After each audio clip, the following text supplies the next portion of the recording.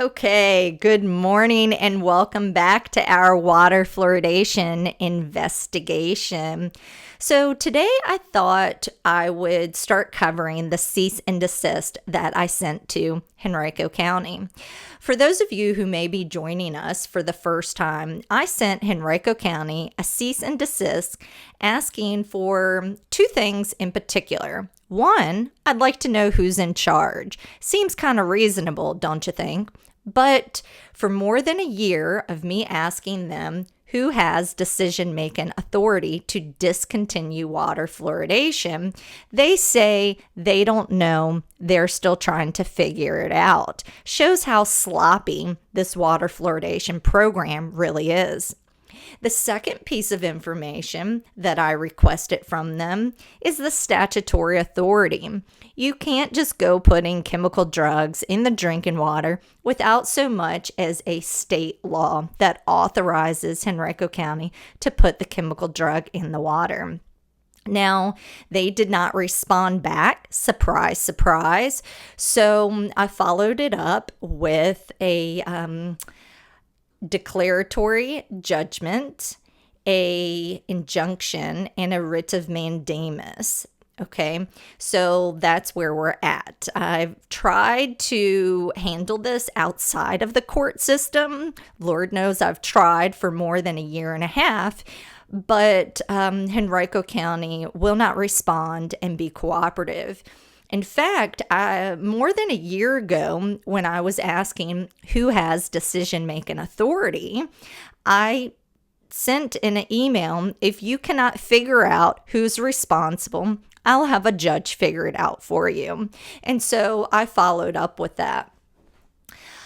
For some of you folks, the information is going to be a repeat, but if it was a little bit difficult to follow along because there are a lot of threads to this topic, right? You have the element of harm to the body. You have the element of the state law. You have the element of Virginia Department of Health. So there are quite a lot of pieces to this puzzle, and it can be difficult for people to follow along, and I kind of think some of this is done by design. A lot of decisions regarding our health get made in a way that the public is unaware of, right? So anyway, let's get straight into the cease and desist. I'm going to cover it in several videos because it is a little bit lengthy. So buckle up, folks. Here we go. Okay, guys, here we go. We're going to start off with the table of contents. We have the introduction. Then we're going to move into historical and statutory analysis, historical record, improper reliance on administrative permit, unlawful promulgation of regulations in violation of statutory notice and due process requirements. The scope of VDH authority is limited to treating water, not people.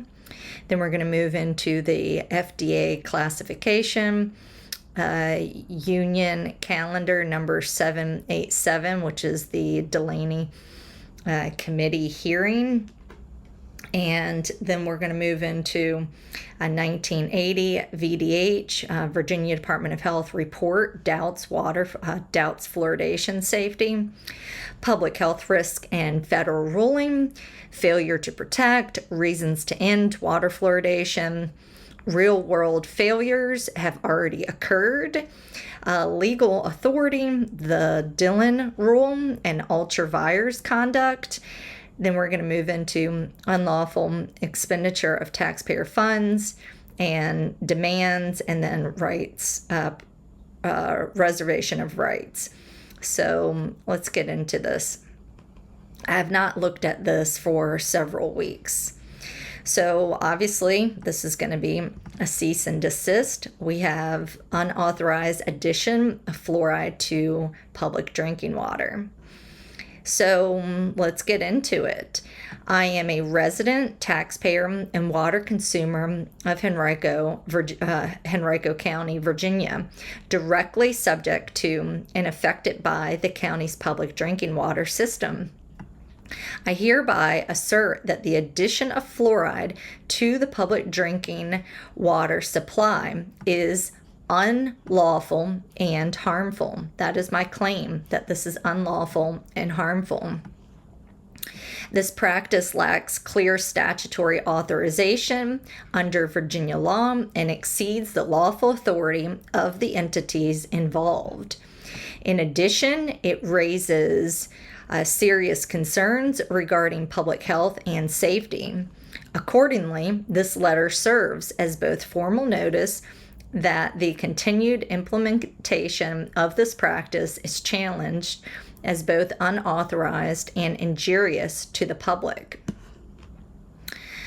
I then go on to say that this letter serves as a formal demand that Henrico County immediately cease and desist from the addition of fluoride to the public drinking water supply unless and until the county can demonstrate clear and specific statutory authority under Virginia law authorizing such action. Show me the law that authorizes you to put the chemical drug into the drinking water.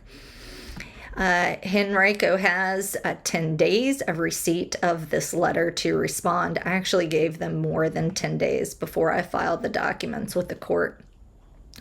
If a response is not received, I will have no choice but to escalate this matter by filing a complaint for declaratory judgment and injunctive relief, together with a petition for writ of mandamus, seeking to halt water fluoridation in Henrico County, Virginia, in order to obtain a judicial resolution of this controversy. If they can't figure out who's in charge, they can't figure out the law, then we're going to have a judge figure it out for them. It's so exhausting, such a waste of taxpayer money. They had stopped putting fluoride in the drinking water in 2024. And upon information and belief, Virginia Department of Health bamboozled the county to put it back in, and they realized they got egg on their face and didn't know how to back out of it, in my opinion. All right. So let's move into the historical and statutory analysis. This is very important. So in 1919, a law was passed to ensure pure water in the Commonwealth of Virginia, and that law remains in force today. This is going to be the Code of Virginia 32.1-170 regulations, and it says the regulations of the board governing waterworks, water supplies, and pure water shall be designed to protect the public health. What a concept! Let's provide pure water to protect public health, instead of using the waterworks as a mechanism to medicate en masse. Under the best interpretation doctrine, the intent of this law is clearly to remove contaminations from water to ensure it is safe to drink. Nowhere in this law does it authorize the Virginia Department of Health Board or localities, such as Henrico, to add an FDA-defined drug, such as fluoride, to the public water supply. A lot of people want to say that this is not a drug. This is, in fact, defined as a drug. This is an FDA-defined drug. The FDA does not regulate fluoride that goes into the waterworks for reasons that are very complicated and corrupt. They will regulate fluoride tablets, but they will not regulate it in the public drinking water. But nonetheless, this is an FDA-defined drug. A lot of people have a hard time with that one for some reason. If the General Assembly intended to authorize localities or the Virginia Department of Health to use waterworks as a mechanism to medicate the public, such legislation would have been passed in 1952.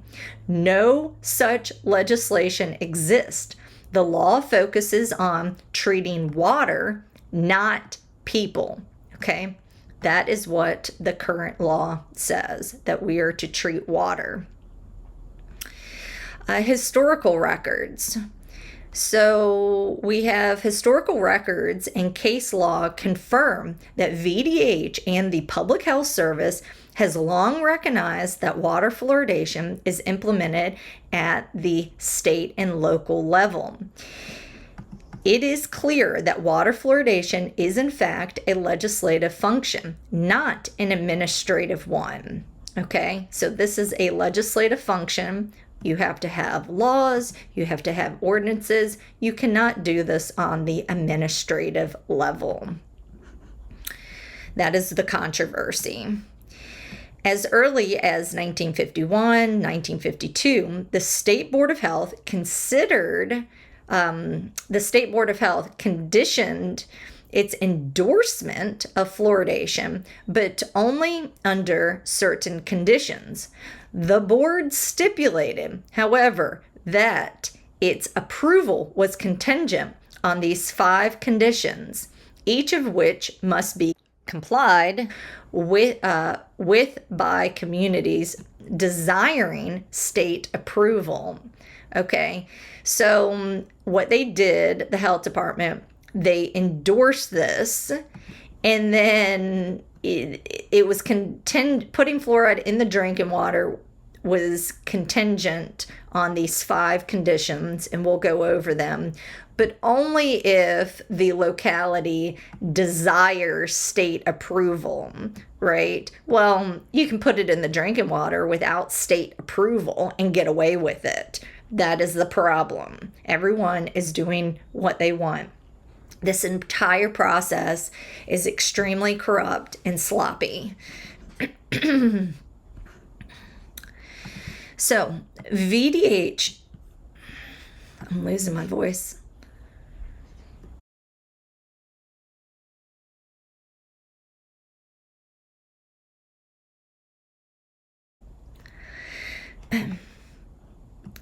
VDH specifically chose the word endorsed because they knew that they could not legally create a regulation under the current pure water law, which stands today.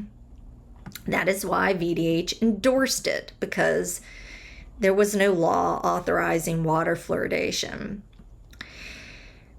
All right. VDH has repeatedly overstepped their authority by giving out disgraceful and dishonorable endorsements, guidance, recommendations, and approval for this destructive chemical drug. VDH does not possess the legal authority to approve water fluoridation in the Commonwealth of Virginia. Nonetheless, that is what they did starting in the 1950s. Okay, it's going to get interesting. One of the conditions for VDH's so-called endorsement was the adoption of an ordinance or resolution. Because a resolution was deemed insufficient, localities enacted ordinances despite those ordinances being unlawful on their face for lack of statutory authority.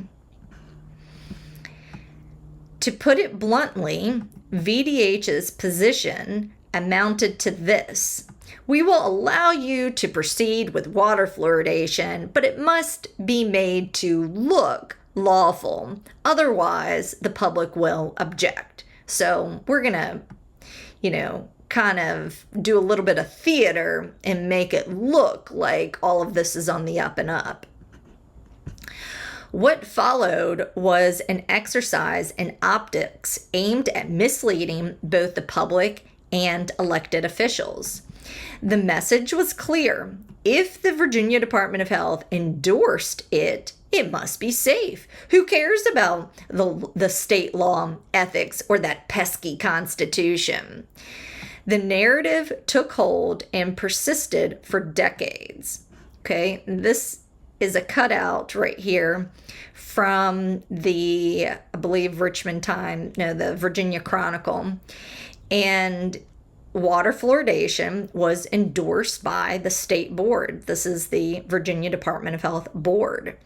It says the board stipulated, however, that its approval was contingent on these 5 conditions, each of which must be complied with by communities desiring state approval. Okay, so if you want VDH to bless you putting chemical drugs in the drinking water, this is what we want you to do. So this is a newspaper cutout from Rockbridge County News, volume 68, number 9, 20th of December, 1951. Okay. And it says fluoridation endorsed by state board. They go on to say that the State Board of Health gave its endorsement last Thursday to the fluoridation of public water supplies in Virginia localities, providing areas desiring fluoridation comply with certain specific conditions. They go on to say that the board's approval was given to the program unanimously after Dr. W.H. Rumble, director of the Bureau of Dental Health, had emphasized the benefits of fluoridation as a means of partially controlling tooth decay. You're going to have dental fluorosis. You're going to have problems with your bones because it bioaccumulates. You're going to have damage to your pineal gland, to your thyroid, but your teeth will be a little bit harder. Sure, when you're over the age of 50, your teeth are going to crack because you don't have any tensile strength left in your teeth, but who cares about that? Your teeth are harder.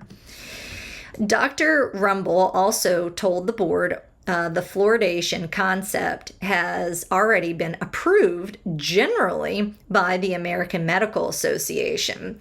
Now, why would the American Medical Association need to get involved unless it's a drug? It's because it is a drug. They are drugging you. United States Public Health Service, the National Research Council, and other professional societies and groups. So they're doing this appeal to authority stuff. The board stipulated, however, that its approval was contingent on these 5 conditions, each of which must be complied by communities desiring state approval. Okay, here we go. Buckle up. We've got the 5 elements, 5 conditions. 1, endorsement by local medical and dental groups concerned, right? Why would the medical industry need to get involved if this is not a drug? It's because it is an FDA-defined drug. Number 2, approval by local health officials. Number 3, evidence of public demand, as shown by ordinances or resolutions by local governing bodies. Okay, Henrico did not do any of this. Then we have number 4, the application by the individual firm, institution, organization, or municipal corporation involved for a written permit, which must be obtained before beginning fluoridation. So you need to have a written permit to put fluoride in the drinking water. Number 5, development of plans, specifications, operating procedures, and methods of supervision in conformity with requirements to be determined for each installation by the state health department. I asked Henrico for their development of their plans. They don't have anything. Henrico County does not have any of this. They have no ordinance. They have nothing.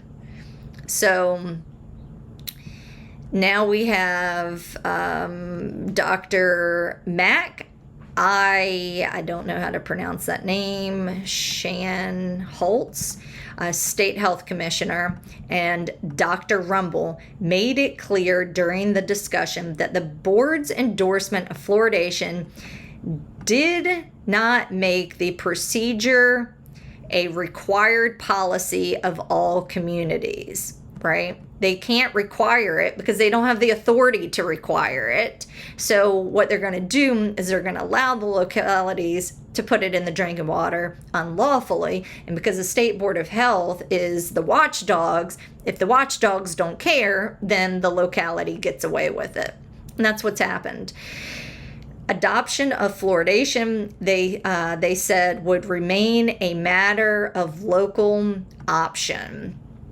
Okay, it's not required. They cannot legally require them because they know they don't want to take responsibility. And what they'll do is they'll lead Henrico to believe that it's required and trick them into putting it into the drinking water, allegedly. Okay, this is what I'm told by folks in Henrico, that their claim is that VDH forced them to put fluoride in the drinking water. VDH says they never forced it. VDH implied that they used suggestive language that it was required. So we'll have a judge figure it out, because everybody's pointing the finger at somebody else. Nobody wants to take responsibility for this wonder drug, folks. You know, if it's so fabulous, how come nobody wants to take credit for it? All right, December 13th, 1951. So these are the meeting minutes, and it says State Board of Health, Virginia, and its executive committee. This is going to be July 7th, the book of minutes was July 7th, 1943 to May 17th, 1962.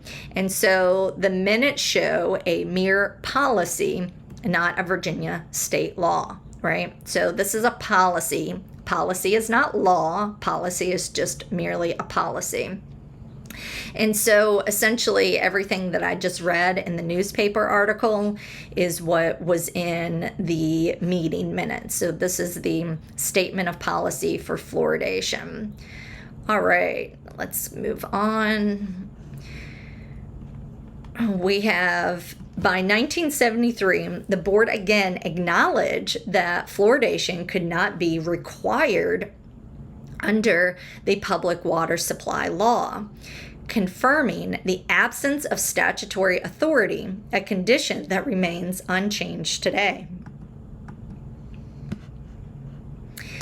Notably, the emphasis on local ordinances function more as a procedural theater than a lawful fluoridation, for an ordinance cannot create authority where none exist, any more than the so-called fluoride permit.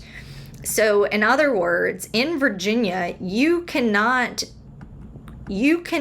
pass an ordinance unless you have statutory authority. There has to be a state law that authorizes a locality to create an ordinance regarding water fluoridation. That is my claim. That is in my opinion. That is what we're going to have the judge figure out for us. We're going to put an end to this controversy. Without clear enabling legislation from the General Assembly, no localities can lawfully adopt fluoridation by ordinance alone.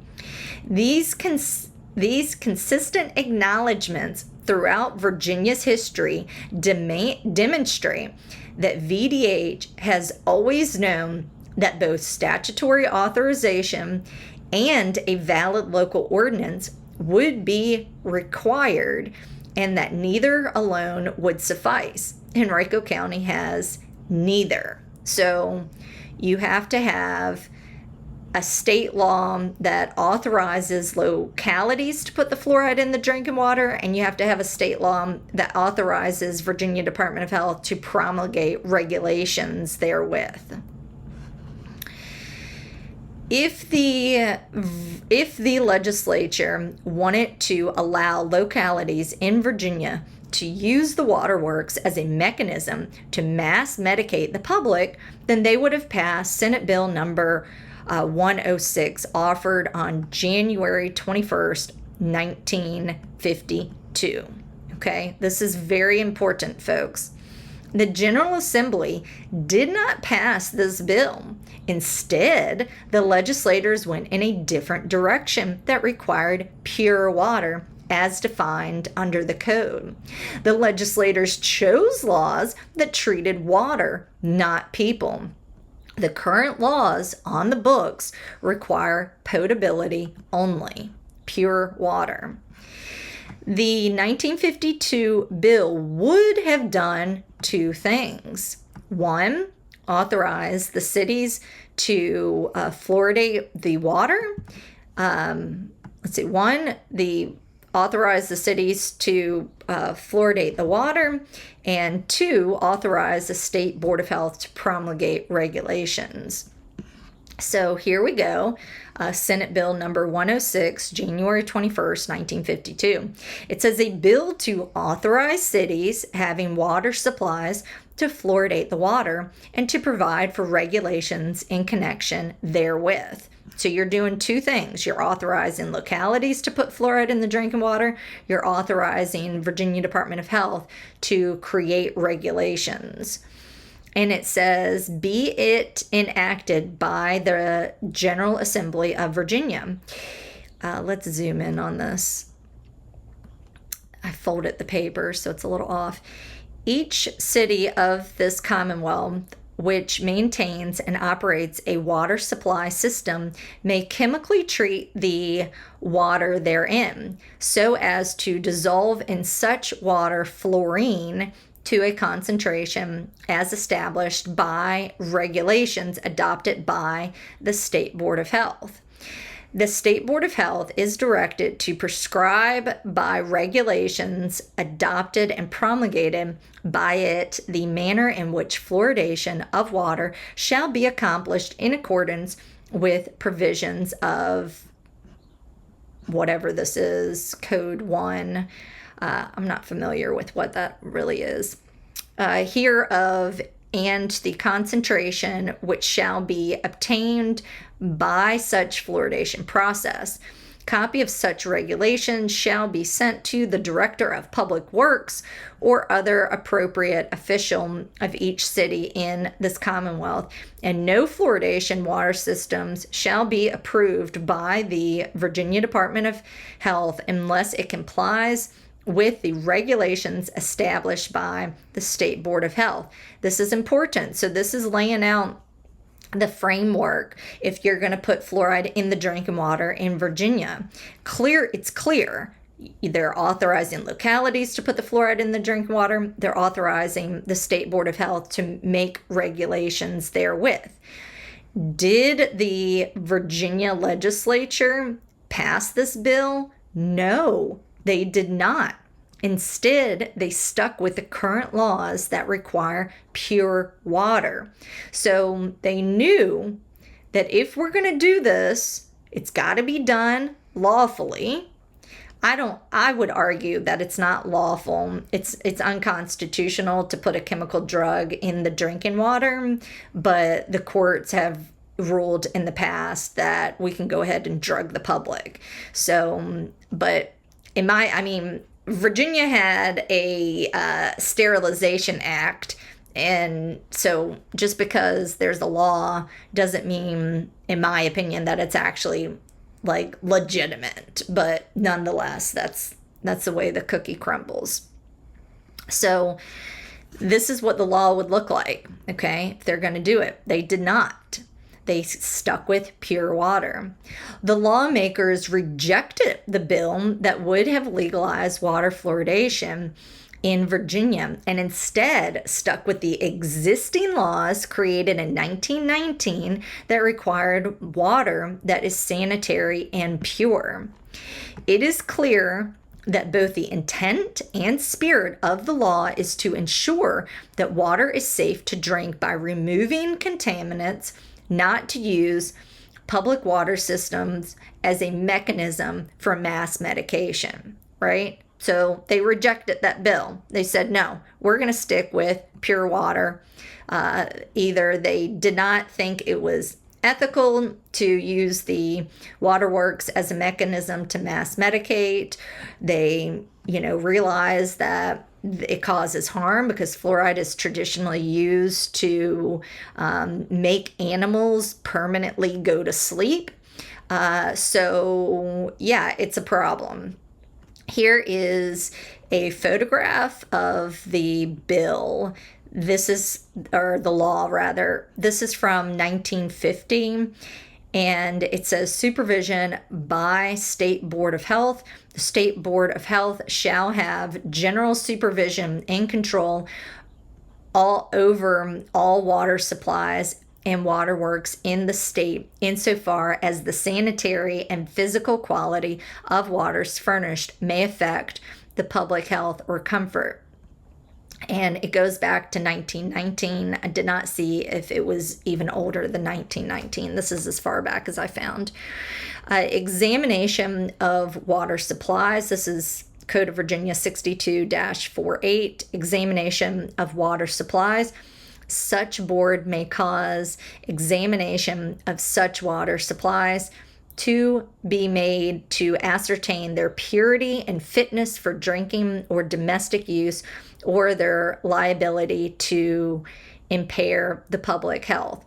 So in other words, the Virginia legislature, the legislators did not think that these two laws authorizes localities to put fluoride in the drinking water, doesn't authorize Virginia Department of Health to give their blessing to localities to put it in the drinking water. This is clear that the intent of the law is to remove contaminations from the drinking water to make it safe to drink. So if they thought that you could go ahead and put the chemical drug in the drinking water based on these two laws, then they would not have written up this very clear bill in 1952. Okay, so that is what I'm stating.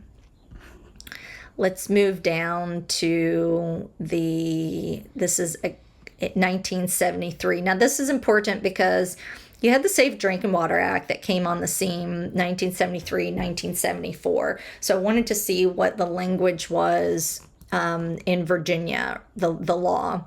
So here's the definition up here of pure water, and it says water fit for human consumption and use, which is sanitary and normally free of materials, organic substances, and toxic agents in excess of reasonable amounts for domestic usage in the area served, and normally adequate in supply for the minimum health requirements of persons served.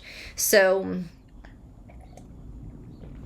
the toxic agents is important because hydrofluorosilicic acid is a toxic agent. You don't willy-nilly go out of your way to purchase a toxic agent and intentionally put it into the drinking water. That's ridiculous.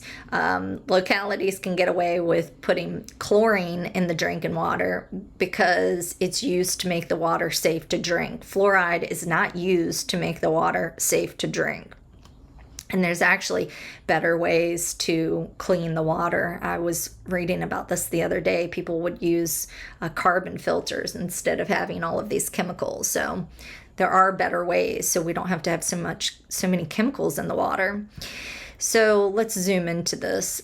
This is going to be Code of Virginia 62.1-46, supervision by State Board of Health. The board shall means you've got to do it, shall have general supervision and control over all water supplies and waterworks in the state insofar as the sanitary and physical quality of waters furnished for drinking or domestic purposes may affect the public health and may require that all water supplies be pure water. Okay, so the General Assembly granted Virginia Department of Health the authority to supervise waterworks And the point of it, of the supervision, is to make sure that the water is sanitary and insofar as the sanitary and physical quality of waters furnished to drinking water or domestic purposes may affect the public health. Okay. Next, 62.1-47, Rules and Regulations of State Board of Health. The board may adopt rules and regulations governing waterworks, water supplies, and pure water, subject to the provisions of Chapter 1.1 and then Code 9-6.1 of Title 9 of the Code of Virginia. Such rules and regulations shall be designed to protect public health and guarantee a supply of pure water in relation to such matters, except for the purposes stated. Said rules and regulations shall not apply to structural design, location, and construction of waterworks established by counties and under authorities created by counties unless requested by resolution of the governing bodies thereof. Again, the point of all of this is that the State Board of Health, their job is to make sure that the water is clean and safe to drink. Their job is not to recommend that a locality put chemical drugs in the drinking water. They are overstepping their authority that the Virginia legislature granted. Okay, that is what I'm claiming. So today we have, in 2026, we have the Code of Virginia 32.1-170 regulations. And it says that the regulations of the board, this is going to be the Virginia Department of Health board. So it says the regulations of the board governing waterworks, water supplies, and pure water shall be designed to protect the public health and promote the public welfare, and shall include criteria and procedures to accomplish these purposes. So the Virginia legislature granted Virginia Department of Health the authority to ensure that localities have pure water. Right? And it says it shall be designed to protect the public health and promote the public welfare. Now, when you put a chemical drug such as hydrofluorosilicic acid into the drinking water, that is not protecting public health. Why? Because it causes dental fluorosis, it damages your thyroid, it damages your pineal gland. It builds up into your bones and causes your bones to become harder and more brittle and more prone to, you have more fractures, you'll have more cracked teeth when you're older. In fact, the bill that we went over earlier, the 1952 bill, they initially had language in there that said that something to the effect of water fluoridation. It must promote, what did it say? Promote the health and welfare of the inhabitants, but they actually removed that line. So I don't know if perhaps they did not think that water fluoridation actually promoted the health and welfare of the inhabitants, or they had serious doubts. So at any rate, as we're reading this particular bill, ask yourself, what is the intent of this bill? Is the intent of the bill to make sure that localities remove chemical contaminants from the drinking water to make it safe to drink? Or does it say that, does it say, imply that the waterworks can be used as a mechanism to medicate the masses, right? Can you put whatever drug that you dream up into the drinking water? Does this bill authorize localities to put chemical drugs in the water? That is the million-dollar question. I would argue no, just, basic reading comprehension, you can understand that the intent and spirit of this law is to remove contaminations from the drinking water to make it safe to drink. Which is why when I asked Henrico County for the statutory authority that they're relying upon to put the chemical drug in the drinking water, they never cited 32.1-170 regulations. They do not believe that this law grants them the authority. They say that they don't have any statutory authority. Okay, so, or rather, if we're going to word this in a technical way, I asked them to provide me the statutory authority that they're relying upon, and then they responded back with they don't have any records. They don't have any statutory authority that they can point to. All right, so what does this say? Number one, requirements and procedures for the issuance of permits required by this article. Okay, so requirements and procedures in order to get a permit. Number two, minimum health and aesthetic standards for pure water. Minimum health for who, right? Minimum health for pregnant women, minimum health for babies, minimum health with people with kidney damage, minimum health with people with thyroid function. If we're going to go along with the minimum health, that means that fluoride does not belong there, hydrofluorosilicic acid, because folks with kidney damage and thyroid damage and have fluoride allergies, they can't ingest this fluoridated water, okay? Number three, minimum standards for the quality of water, which may be taken into a waterworks. Number four, criteria for the siting, design, and construction of water supplies and waterworks. Number five, requirements for inspections, examinations, and testing of raw or finished water. Number six, we have requirement that owners submit regular samples of water for bacteriological and chemical and radiological, physical, or other test. Number two in this section, under six, is going to be the result of such test from such laboratory as may be acceptable to the health commissioner.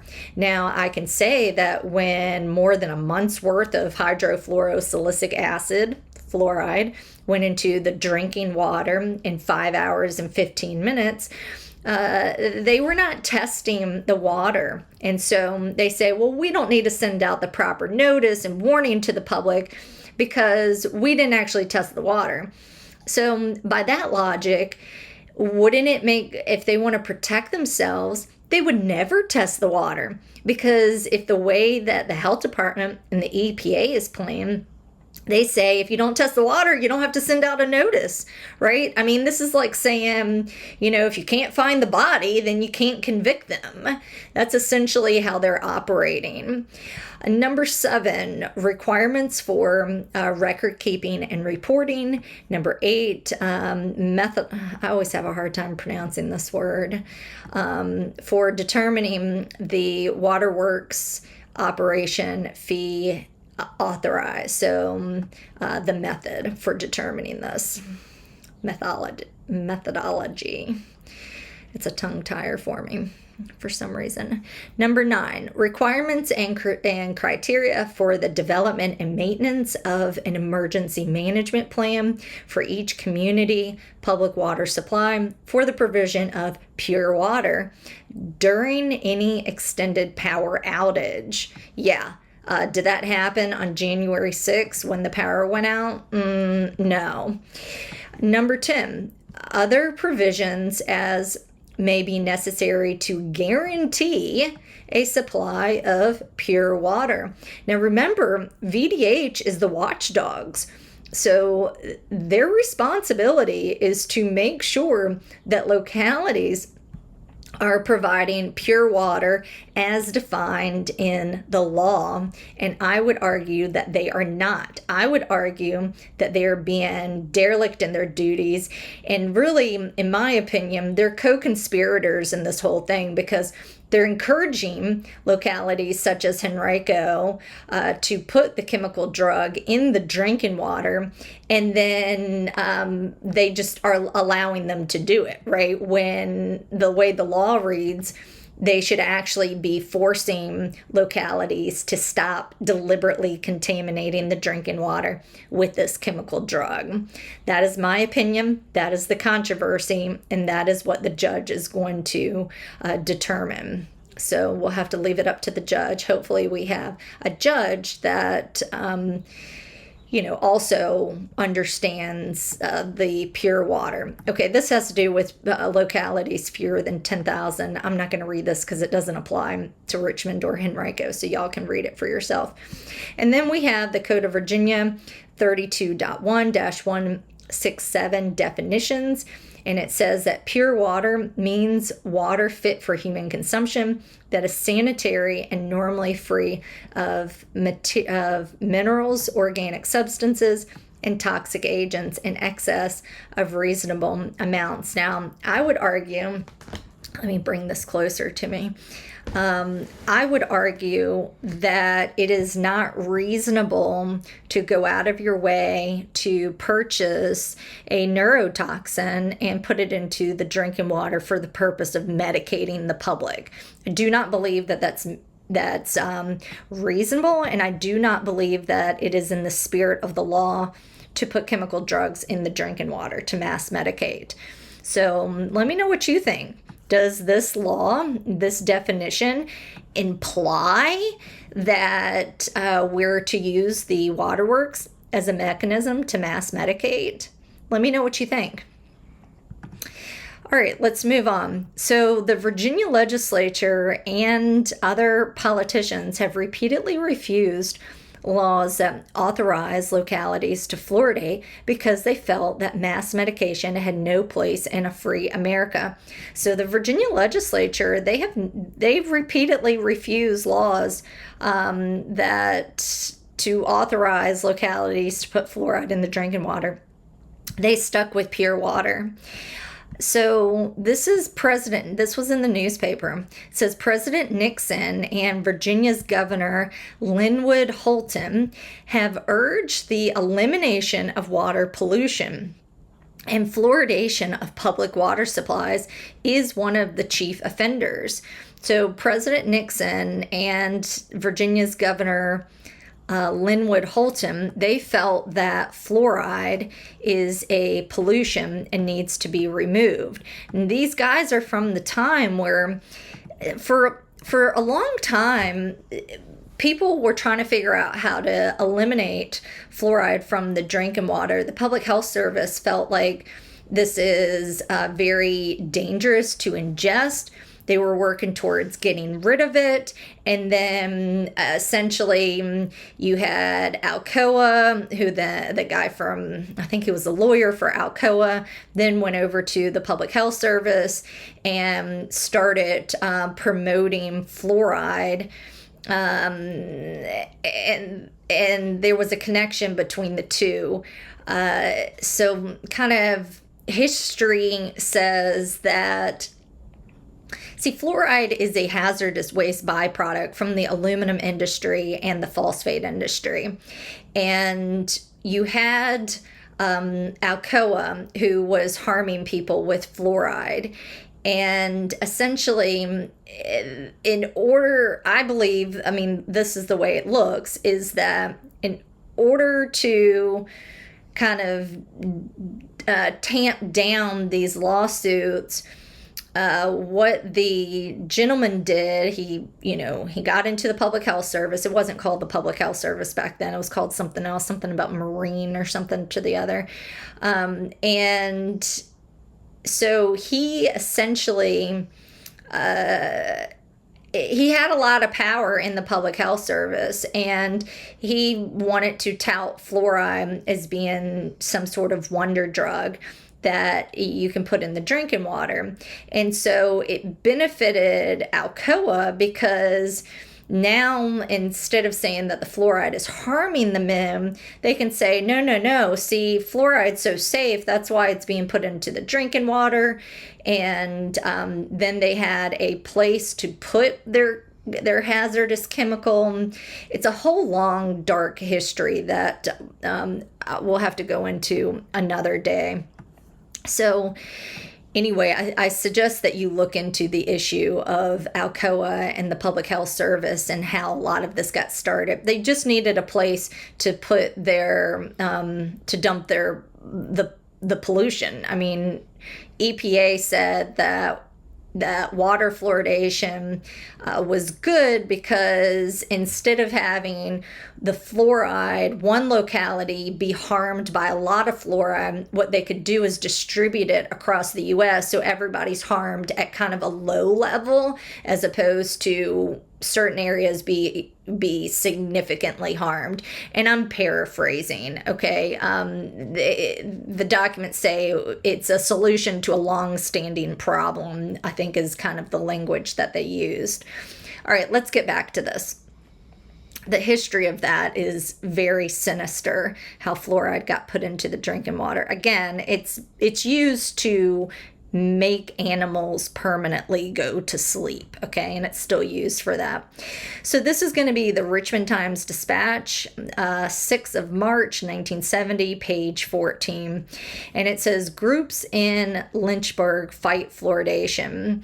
It says, Lynchburg's morning paper, The News, December 31st, published an article by columnist Ralph D. I'm not sure how to pronounce his name, Toledano, entitled Fluoridation More Harmful Than Cyclamates. I can't remember what cyclamates are. Accompanied by an editorial urging a long, hard look at the medical evidence reported by Toledano. A joint study by the City Health Department and the Medical and Dental Societies is underway. A group of concerned citizens have formed Safe Water Association. This is going to be in Lynchburg, Virginia, distributing literature opposing the addition of fluoride to Lynchburg's water supply.